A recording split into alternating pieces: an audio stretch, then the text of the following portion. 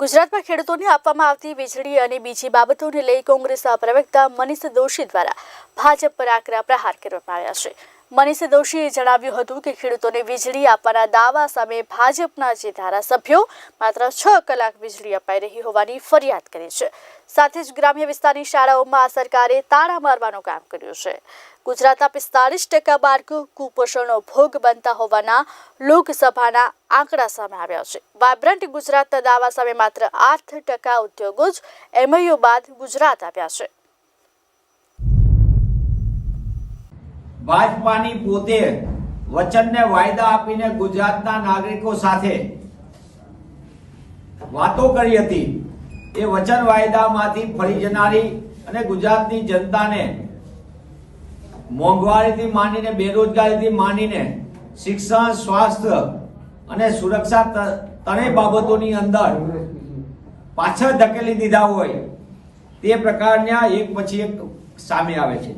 ગુજરાત સમગ્ર દેશની અંદર અગ્રીમ દેવાદાર રાજ્ય તરફ જઈ રહ્યું છે। એટલે કે ગુજરાતની સરકારનો દેવાળીઓ વહીવટ એ જન્મ લેતા બાળક ઉપર 46,000ના દેવા સાથે ગુજરાતનું બાળક જન્મે છે। ગુજરાતમાં શહેરીકરણના નામે વાહવાઈ કરતી સરકારમાં નગરપાલિકાઓ તો બહુ બનાવી દીધી, પણ 70 થી વધુ એવી નગરપાલિકાઓ કે જ્યાં પાયાની સુવિધાનો તો વાત જવા દો, નળ ગટર ને રસ્તા, પણ એ નગરપાલિકાઓ પોતે પોતાના વીજ બિલ પણ ભરી નથી શકતી એવું ખુદ સરકારના ચોપડે સામે આવ્યું છે।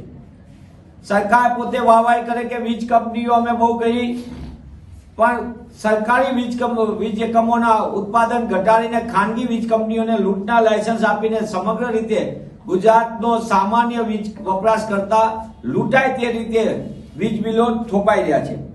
ગુજરાતમાં આવાસના નામે સરકાર વાહવાઈ કરે, અમે અગ્રેસર છીએ, પણ હકીકતમાં નબળા આવાસ, નબળું બાંધકામ, બેફામ ભ્રષ્ટાચાર, આવાસની ફાળવણીમાં ગેરરીતિ અને એના કારણે લાભાર્થીઓ જે ગરીબ અને સામાન્ય વર્ગના એ ભારોભાર પરેશાન છે।